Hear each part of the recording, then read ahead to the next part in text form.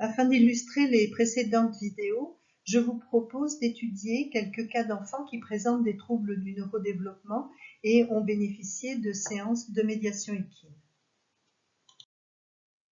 Sacha est un petit garçon de 6 ans qui présente des troubles du neurodéveloppement associant un retard du développement et des troubles neuromoteurs. Ces problèmes sont secondaires à une grande prématurité.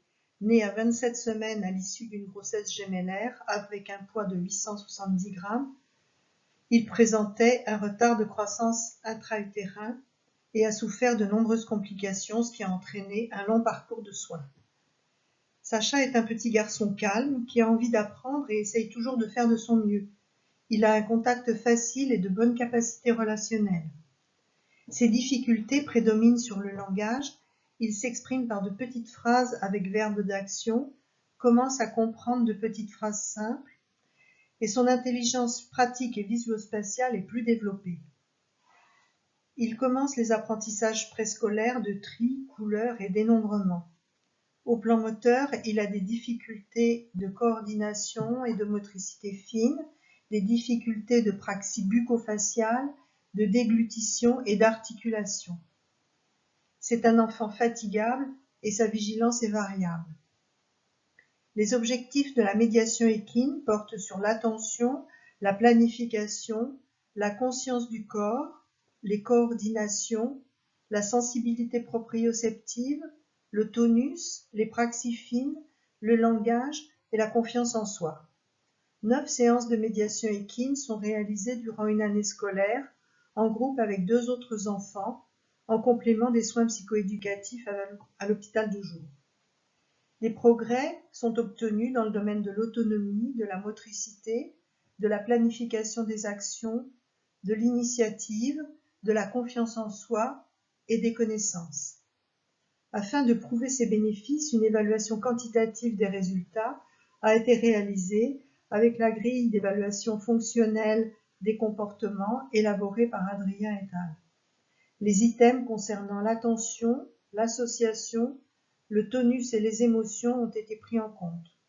On peut voir sur cette figure une nette diminution des scores après 9 séances, témoignant des améliorations obtenues.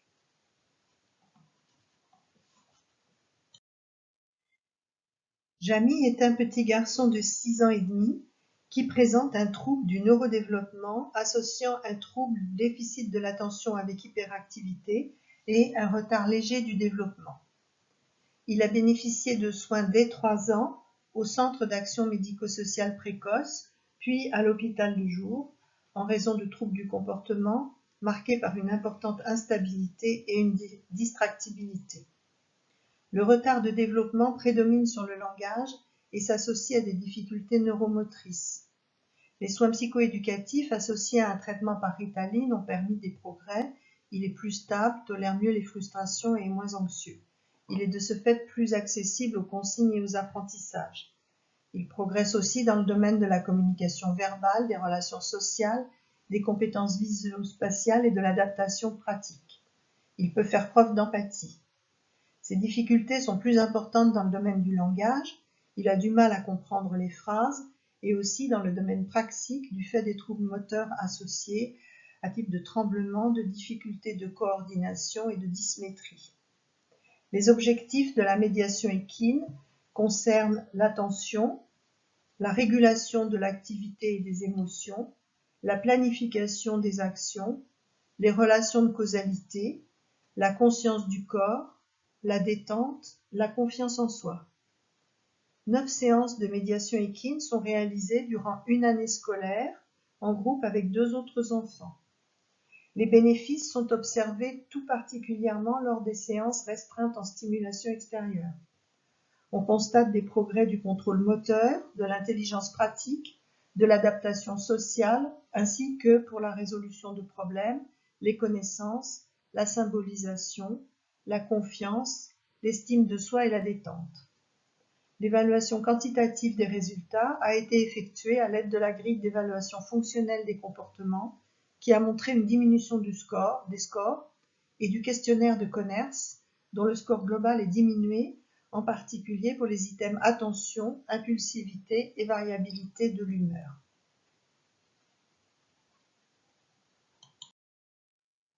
Marina est une petite fille de 6 ans qui présente un trouble du spectre autistique. Elle a un autisme sévère associé à un retard de développement léger et hétérogène. Elle a bénéficié d'un diagnostic précoce à l'âge de 2 ans et reçoit des soins dès ce moment, d'abord au centre de ressources autisme, puis à l'hôpital de jour. Elle est scolarisée en maternelle à mi-temps. Elle peut interagir avec les adultes, commence à leur faire des demandes. Avec les enfants, les interactions sont rares, elle ne partage pas de jeux avec eux. Le contact par le regard est peu fréquent et peu maintenu. Elle commence à partager des émotions. Elle montre un intérêt pour les perceptions visuelles, a des réactions auditives variables et l'association d'informations auditivo-visuelles est difficile. Elle a besoin d'étayage pour maintenir son attention, intégrer une consigne et mettre en œuvre ses compétences. Elle tolère mieux les contraintes et les changements. Les rituels et les activités répétitives peuvent se manifester en particulier lorsqu'elle est inquiète. Ses compétences sont meilleures pour les relations spatiales et les jeux sensorimoteurs. Le domaine du langage est plus en décalage. Elle s'exprime par des mots isolés, quelques associations de mots, un jargon à but communicatif, quelques émissions écolaliques, atypiques ou adaptatives. Elle comprend les mots isolés. Le jeu symbolique émerge. 36 séances de médiation équine seront réalisées durant 2 années scolaires, en groupe avec 3 autres enfants. Les parents sont régulièrement informés et des vidéos leur sont montrées. Les objectifs de la médiation équine portent sur l'attention, la communication verbale, la régulation du comportement et des émotions, la relation moyen-but, la résolution de problèmes, l'acceptation des consignes.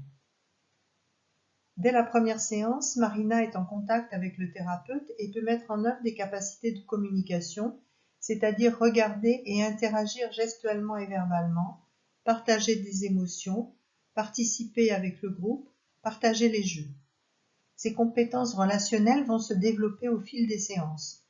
Son attention, peu maintenue lors de la première séance comme à l'hôpital de jour, s'améliore progressivement, de même que la régulation des émotions et les colères disparaissent. Elle fait des progrès pour associer les informations de l'environnement, imite les actions proposées, se montre capable d'initiative, ce qui implique une surveillance attentive de la part du thérapeute. Elle garde cependant quelques intérêts particuliers, par exemple pour le cure-pied qui doit être rouge, pour des détails sur le sol, ainsi qu'une certaine excitabilité et des difficultés à maintenir son attention et à coordonner ses actions de façon appropriée. Marina parle souvent de sa ponette à ses parents. 2 ans plus tard, l'évolution se poursuit favorablement avec de très nets progrès des interactions, du langage et des relations affectives. Marina est gaie, peut exprimer ses pensées et ses émotions, s'apaiser auprès d'autrui. Ses habiletés intellectuelles sont assez bonnes et les apprentissages scolaires progressent, notamment en mathématiques, mais sont encore gênés par les difficultés attentionnelles et le comportement hyperactif. Certaines particularités autistiques persistent sous forme de difficultés d'ajustement de la relation, de rituels, d'hyperréactivité sensorielle et d'une tendance à la rigidité des raisonnements. Les progrès se généralisent à la maison et aux autres situations, ainsi qu'aux apprentissages scolaires. Elle est scolarisée en classe autisme et se maintiennent après l'arrêt de la médiation équine. L'évaluation des résultats à l'aide de l'échelle des comportements autistiques, élaborée par Barthélémy et Hahn, et de la grille d'évaluation fonctionnelle des comportements d'Adrien et al., montre une diminution des scores témoignant des améliorations.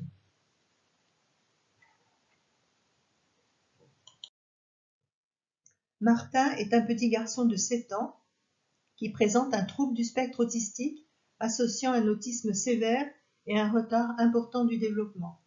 Il reçoit des soins depuis l'âge de 3 ans, d'abord au Centre d'action médico-sociale précoce, puis au Centre de ressources autisme, puis à l'hôpital de jour.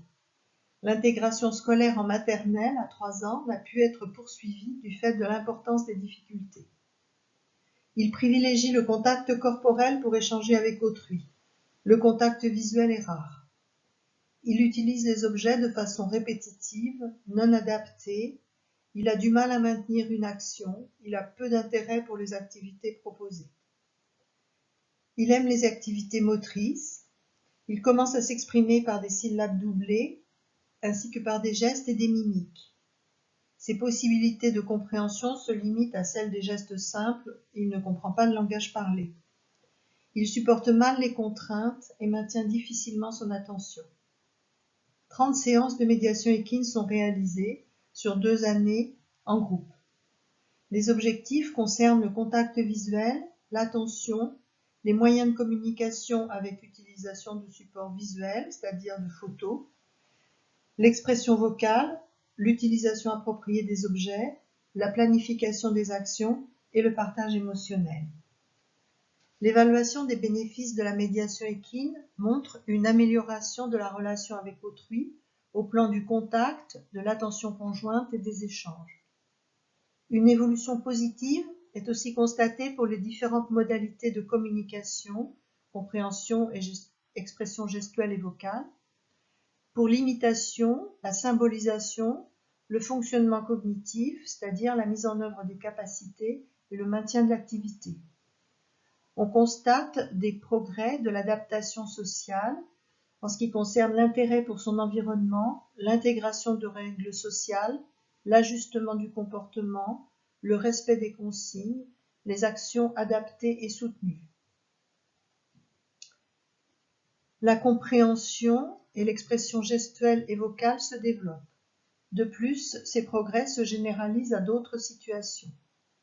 La figure montre les résultats évalués à l'échelle des comportements, à l'aide de l'échelle des comportements autistiques et de la grille d'évaluation fonctionnelle des comportements qui montre une nette diminution des scores témoignant des progrès. Harold est un petit garçon de 8 ans qui présente un trouble du spectre autistique associant un autisme léger et une dysharmonie cognitive. Les difficultés sont apparues lors de son entrée en maternelle à l'âge de 3 ans. Après des soins ambulatoires, un bilan est réalisé au centre de ressources autisme et les soins sont alors poursuivis à l'hôpital de jour avec une scolarisation en maternelle puis en classe d'intégration. La dysharmonie développementale se caractérise par un décalage important entre les potentialités dans le domaine du langage qui sont très retardées et les compétences non verbales qui sont dans les limites de la normale. Les difficultés de compréhension sociale, d'attention, de régulation des émotions entraînent une anxiété et génèrent des comportements inadaptés à type d'agitation, de colère et de propos inadaptés. Des comportements agressifs à l'école ont entraîné un arrêt temporaire de la scolarisation. Hugo a besoin d'un environnement calme et étayant pour pouvoir mettre en œuvre ses capacités et développer les apprentissages. 36 séances de médiation équine sont réalisées sur 2 années en groupe avec 3 autres enfants. Les parents sont régulièrement informés, des vidéos leur sont montrées. Les objectifs portent sur la détente physique et émotionnelle, l'adaptation comportementale, l'attention, la régulation du tonus, la planification des actions, le raisonnement et l'estime de soi. Des progrès sont constatés dans le domaine de la relation, de la régulation du comportement et des émotions, de l'attention, de la compréhension, de l'association, ce qui met en évidence des progrès de cohérence centrale. Progrès aussi des initiatives appropriées, de l'ajustement social, de la tolérance aux contraintes, de la régulation du tonus et de la confiance en lui. Après l'arrêt de la médiation équine, le comportement d'Harold reste dépendant des conditions d'environnement et des situations, avec une sensibilité aux environnements trop stimulants et aux changements. Harold a été scolarisé dans la classe intégrée autisme qui correspondait mieux à ses besoins qu'une classe ordinaire et il s'y est bien adapté. La figure montre les résultats évalués à l'aide de la grille d'évaluation fonctionnelle des comportements. Il y a une nette diminution des scores dès la première séance, montrant les bénéfices liés aux conditions d'environnement en médiation équine. L'amélioration s'est ensuite poursuivie au fur et à mesure des séances.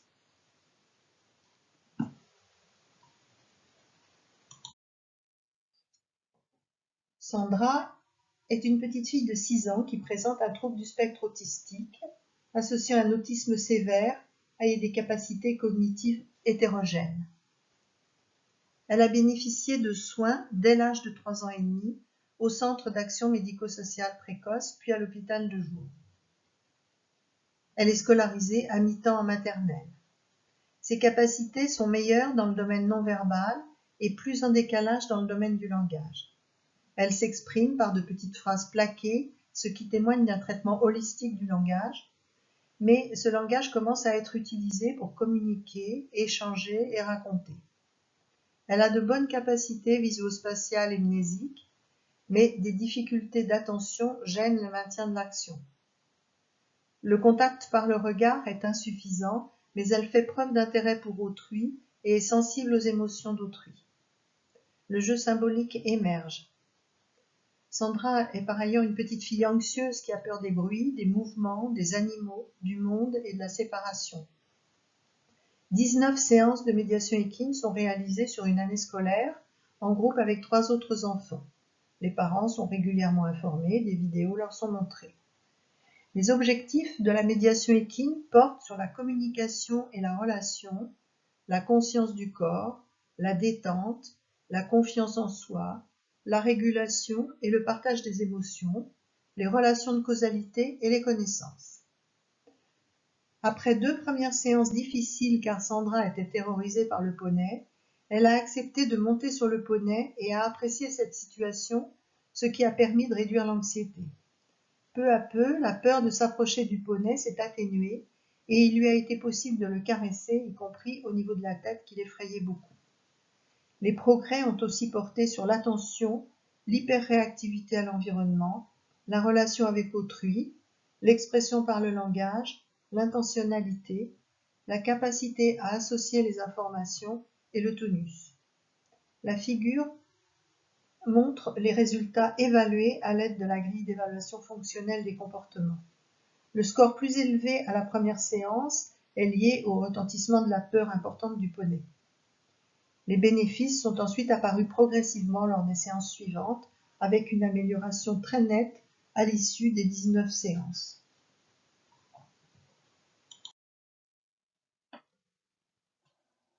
Théo est un jeune garçon de 9 ans qui présente un trouble du neurodéveloppement associant des troubles du comportement de type instabilité, agitation, impulsivité et troubles attentionnels et des difficultés de langage portant sur la compréhension et aussi un trouble des apprentissages. Il est adressé à la consultation médico-psychologique à l'âge de 6 ans en relais des soins du Centre d'action médico-sociale précoce, où il était pris en charge depuis l'âge de 3 ans. Les manifestations comportementales à type d'agitation, d'instabilité et de difficulté d'attention sont au premier plan. Elles sont amplifiées par toute situation anxiogène ou frustrante et améliorées en situation de haine. L'expression du ressenti émotionnel est très difficile. D'autre part, ces conditions environnementales, familiales et scolaires sont anxiogènes. Les difficultés de comportement sont très intriquées avec les difficultés instrumentales. La labilité de l'attention et l'instabilité empêchent la mise en place d'une mémoire de travail et l'intégration des expériences. Les difficultés de compréhension gênent l'adaptation comportementale. Théo a du mal à anticiper les conséquences de ses actions. La famille se trouve en difficulté face aux comportements difficiles. Des soins psychoéducatifs en individuel puis en groupe sont proposés, ainsi qu'un suivi orthophonique. Un traitement pharmacologique par méthylphénidate s'avère efficace. Des séances de médiation équine sont associées 1 fois par semaine. Les objectifs portent sur la régulation de l'activité, la régulation des émotions, l'attention, la confiance en soi, la détente. Lors des premières séances, Théo montre de l'intérêt pour les soins au poney. Il a des difficultés à mentaliser, à planifier, à établir des liens de causalité. Les habiletés sociales sont insuffisantes. Il se montre très sensible à l'échec, avec des baisses brutales de l'humeur et des comportements d'opposition, voire de retrait à la moindre difficulté. Il recherche une relation affective privilégiée avec le thérapeute, et un étayage constant est nécessaire. Le poney va être vecteur de tranquillité, de communication, de socialisation et d'attachement sécure. Théo se trouve en médiation équine dans une situation qui lui permet de mettre en œuvre et de développer ses capacités, de prendre confiance en lui, de surmonter les difficultés, de réajuster ses comportements et d'exprimer ses émotions. Au terme de 23 séances, Théo se montre plus confiant en lui, volontaire, plus stable, attentif et concentré sur l'activité qui le motive. Il organise mieux ses actions et plus autonome. Il témoigne de l'empathie envers son poney, peut exprimer ses émotions et porter de l'attention aux autres membres du groupe. Et les progrès ont pu aussi se généraliser au plan familial et scolaire. Si vous souhaitez des informations complémentaires, en particulier à propos des activités proposées et des évaluations, je vous invite à voir les vidéos Médiation équine et autisme, l'enfant autiste en thérapie avec le cheval, Médiation équine et troubles du neurodéveloppement et particularités de l'autisme à prendre en compte en médiation équine.